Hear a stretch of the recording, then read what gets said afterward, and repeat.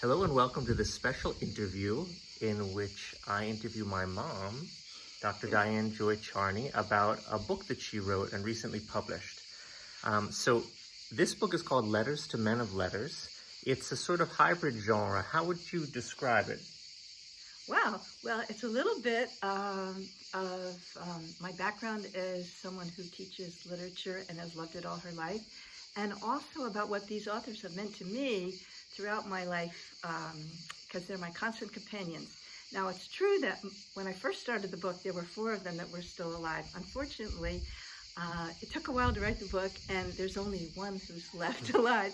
But it doesn't matter because they're always alive to me, and they're always keeping me company. So who are we actually talking about? Well, let's see. Okay, good question. I think my first literary love was Albert Camus, and I discovered him when I was 16 years old. I was the youngest student at the French University in Montreal. I persuaded my parents to allow me to go to Montreal instead of France because it seemed closer to Middletown, New York. And what year was this? This is 1962, and I was Okay. a 16-year-old little know-nothing from Middletown, New York, which is known as the capital of the Borscht Belt in the Catskill Mountains, and not known for too many other things. But anyway, I couldn't wait to get out of there and immerse myself in French because that was always a love of mine. So we have Camus as one of the authors. Maybe just first list as many of the authors as you can think of so we can situate. The concept is that this is your story as told through letters that you wrote to these authors who influenced you. So who were, give us 10 of the authors. Okay, well, I started with Camus, which was the first one when I was a mere less of 16, but there are many of these authors that I only discovered quite late in life. I teach at Yale University, but because I'm an old dinosaur, I predated kind of the field of comparative literature, which I really have fallen in love with, and I had many gaps to fill because I specialized in French literature because that was what I loved. So I started following my colleagues around, and I learned so much about things that I wanted to know about. For example, Franz Kafka. I had never read anything by Kafka, and I didn't really know anything about him either. But I was in this wonderful class where he was the feature, and so he became he's the first guy in the book, and I became a big fan. Okay. So give us some of the other authors so we have a sense of who we're talking about. Okay, so another one that I always loved, but I had no experience with, was Vladimir Nabokov. I had to learn how to pronounce it. I used to say Nabokov, but when you take the course, the teacher says you must say Nabokov. Anyway, so I had read Lolita like everyone else because it seemed like the sensational and exciting thing to do. When you live in Middletown, New York, you need to find excitement somewhere. So I had read that, but I was always fascinated by him. And so I got to take finally that course, and we got to read everything by him, and it was a total thrill. He's such a character. Talk about eccentric, but in a good way. Okay. Who else have we got? Some of your 19th century French Yes. Oh, favorites? my goodness. These are my favorites. Okay. So Gustave Flaubert. Okay. When I was a teenager, I read Madame Bovary, Emma Bovary. And everyone likes to make fun of her because she's this romantic person who got her ideas from reading too many romantic novels. However, the fact is she thought she was better than everyone else. And I agree with Victor Brombert, who's a famous French critic, that she was better than a lot of people give her credit for. So I'm a big fan. Unfortunately, there was a comparison made about me and Emma that I'm not sure I like so much. But anyhow, when I was a 16-year-old kid in the University of Montreal, I had a French boyfriend, and he accused me of being a potential Madame Bovary. Now, I'm not sure if that's so great, but anyhow, I think I was flattered at the time. I don't think I knew any better. So there's Gustave Flaubert, and I think he's the bee's knees. The other one I adore is Balzac. Now, Balzac was a taboo subject in Middletown High School because he was considered much too racy for us impressionable high school students. But I had a French teacher who was terrific. She had the world's worst accent, but it didn't matter because I knew better than to try to copy her. there were these two French girls in my class. They didn't know anything about grammar or writing French, but I could hear that they were the ones who I was going to copy and model myself on. So that was fine. So Madame Van Esseltine convinced the school board that we could actually read Père Goriot, Father Goriot, in our class of advanced placement French, because she would tell us which pages we should not, absolutely under no circumstances, read. So here's what she did. She said, okay, students, today we're going to read this book, and please be sure not to read pages X to Y, because we must never do that. And so, of course, we went right to there. We had this little blue expurgated version anyway of Père Goriot, but it wasn't expurgated enough for the Middletown School Board. So anything in this little blue expurgated version, everything deemed too sexy or too outrageous for our little tender ears was mysteriously vanished. There would like these three dots every once in a while, and there would be these big gaps, but hey, okay, so that's the story. But when I got to be older, I got to read the real thing and not that funny little blue book in the expurgated version, and I was thrilled and delighted. So Balzac is a big one I love. And I studied Balzac with Peter Brooks, who is just the master of it. He just came out with a new book about all of Balzac's characters, and it was a thrill for me to read that. So this is the cover of your book, and I can't help but notice that the shirt you're wearing now is also on the cover. Is there a special story with that shirt? Are you kidding? Is there a special story about my magic flying shirt? Absolutely. Okay, so first of all, I can never I would never be able to travel anywhere if I didn't have this shirt, because this is what keeps the plane aloft. And I'm not wearing my I Am Calm socks at the moment, but that's the other part of the uniform. And both of these are what allow me to travel in relative peace. The other thing is, every time I wear this shirt, if I'm trying to get an interview for a job, I always get the job if I wear this, so it's my lucky shirt. And if I'm ever anxious about anything, I just put this on, and it's really helpful. So you should be selling these shirts. You should get a shirt with the book. Well, actually, unfortunately, here's the deal. The place where we bought, you were 4 years old when I got this shirt, so this shirt has been through a lot. And I just found out that the store where I got this shirt in Paris was called Tiffany, and it no longer exists. I think they needed a few of these magic shirts of their own in order to keep going. So this is a one-of-a-kind item, and I'm already planning for what will happen if I ever wear it out. But I treat it very carefully, so probably it won't. But I figured out one day we were traveling, it was really, really hot. So I didn't want to be wearing the magic flying shirt, but I was afraid to take it off because who knew? But I've discovered that with a great deal of trepidation, I removed it and I put it in my online carry-on bag, and I still got there. So I think it's okay. So even if this goes, I don't even want to tell you my plan for the future, because that could bring bad luck. I do have a plan for the future should this ever wear out. Okay. But it's preserved for eternity on the cover of the book. That's true. You want to show us what the cover looks like? Okay, here's the cover, and there it is. So if we crack this open, what are the lineup of authors who will meet through your letters to them? I'm going to consult my own index because I might forget somebody. That would be really tragic. Okay, I already mentioned that Franz Kafka was the first one, and then Albert Camus was my earliest flame. But I also have Ionesco, Vladimir Nabokov, Marcel Proust, Gustave Flaubert, Honoré de Balzac, Jean-Paul Sartre, whom I'm no fan of compared to Camus. No, doesn't hold a candle. But anyway, Christo, with whom I have a personal relationship that I go into great detail about, Romain Gary, who was an amazing person, Aciman, who is my current last living man of letters. And I wrote to him recently and I said, I hope you've been taking your vitamins because I really want you to stay with me. I adore him. Okay, Roger Grenier, and some of these people who you might not know so much if you're not a French literature person, but Michel Butor came to my house for lunch when he was a visiting lecturer in Seattle.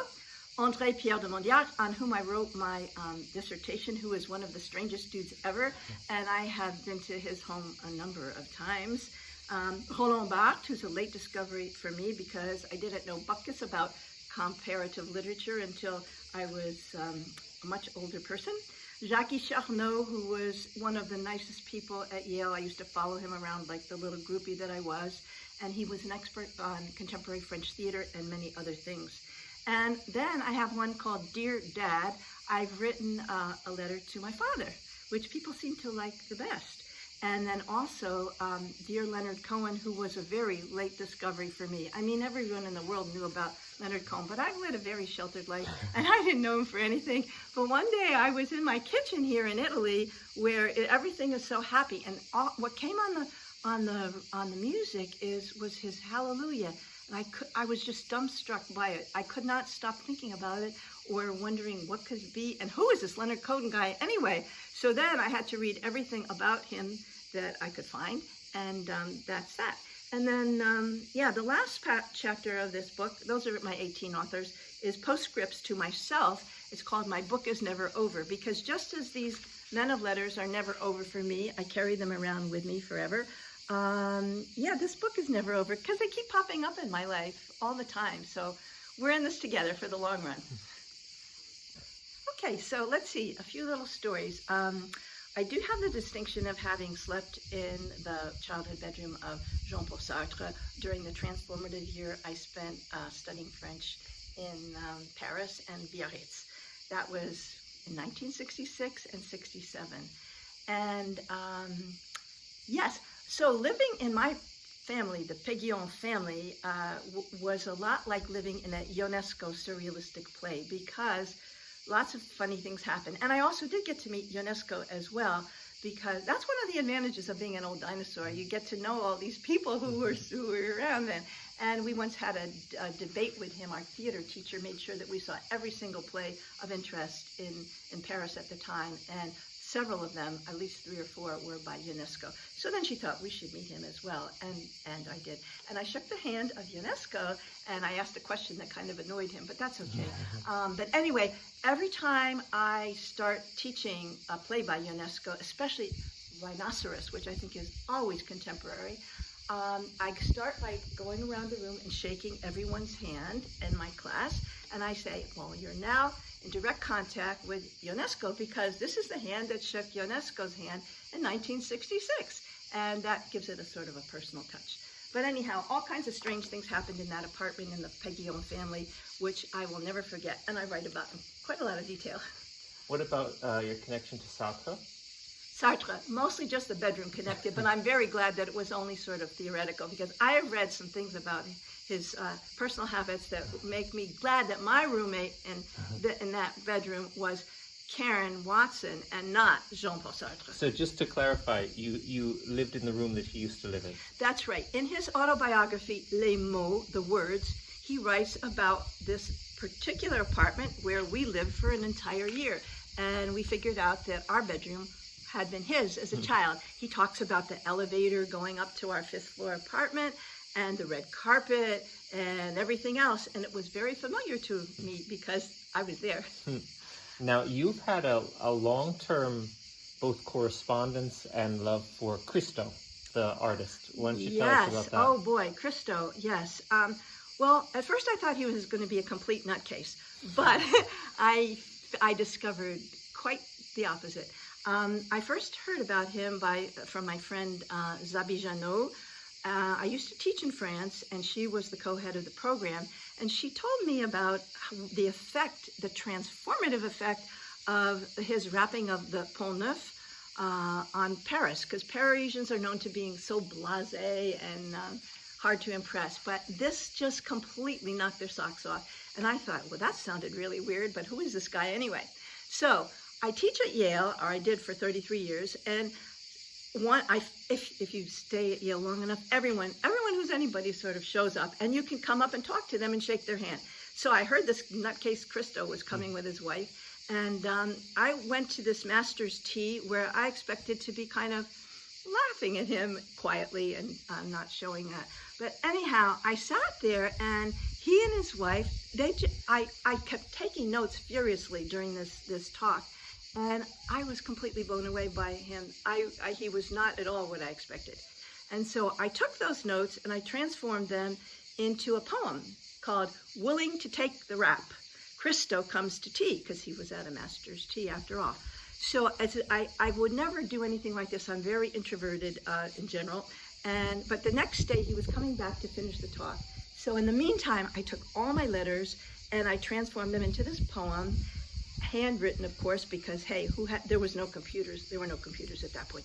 So I shyly came up to him after his talk and I spoke to him in French and I said I wanted to give them this little gift. So, and then I ran away. So okay, I thought, gee, I did that. How about that? All right, this man is emboldening me to do things that I would never do otherwise. So 2 days later, I come to my front porch and there's this gigantic tube on the steps of the porch and it has a return address of somewhere in Greenwich Village, New York. And I thought, I don't know anybody who lives there. What could this be? So I opened it up and it was filled with signed posters of Christo's wonderful works. And that was really exciting to me because I guess it meant he liked the poems. So I framed a lot of them. They were in our dining room at home, They were in right? our dining room. The Pont Neuf is in the dining room. And then here in Italy, we have other ones. And so that was the beginning of our relationship. And I have followed him around since. And the most recent one I went to was actually in London, called the London Mastaba. We got there too late. We figured, oh dear, we'll never get to see it, blah, blah, blah. Guess what? The most interesting part of that is the deconstruction of a Christo, because even though we were there after the official closing of the event, they were taking it down one barrel at a time, and there were no crowds, and it was this sublimely gorgeous sunny day, which you never see in London anyway. And there we were, and we were in this little boat. We got a really close-up view, no crowds, and it was so exciting. I have not gotten over that yet. And then after, we also had gone to Lake Iseo with the floating piers, and that was really exciting too. He taught us how to walk on water, and we did it. It was fantastic. So I write about that. That's kind of, I would say the Christo letter is the longest one in the book, and perhaps the centerpiece. And now we're getting to we just made reservations to go to Paris for his wrapping of L'Arc de Triomphe, which has been postponed 2 times. Once because birds were nesting there and he didn't want to disturb them. Another time for COVID. And now we're hoping it's going to happen because he's left us since those other 2 postponements. But this is going to be very special, and I want to be there. And one of your ideas is that if you write letters to people, you don't have to write letters only to people who are actually going to receive them and who are living. You can write to them and share your feelings, and it's a sort of epistolary therapy and communion, right? How would you describe that? Absolutely true. I think also, I'm an old dinosaur, as is obvious, but we didn't have computers in those days. And a letter, if you study literature, you realize that throughout world literature, very often everything hinges on a letter that somebody writes, and I think people reveal themselves differently in letters than they do in regular emails or things like that. And I feel like this is a lost art that we need to resurrect. So I'm doing my bit by writing this book. So you can get this book on Amazon. Yeah. And we would encourage you to do so if any of the subjects are of interest to you, or the act of literary letter writing, literary memoirs, French lit, you name it. The author is my mom, Dr. Diane Joy Charney, who taught for many years at Yale. And she would be happy to receive your letters, I think, if you're an enthusiast of letters or a reader. So thank you for joining us today. And thank you, Noah. I have never been, and this is my first interview about the book in general, and my first interview ever with my son. This is pretty exciting. We'll do more of these. Okay. Thank you. My name is Diane Joy Charney, and I've written this book, Letters to Men of Letters. I'm a lifetime teacher, but most recently I've taught for 33 years at Yale University. And if you choose to assign my book to your students, I would be thrilled to come as a guest speaker virtually anywhere in the world.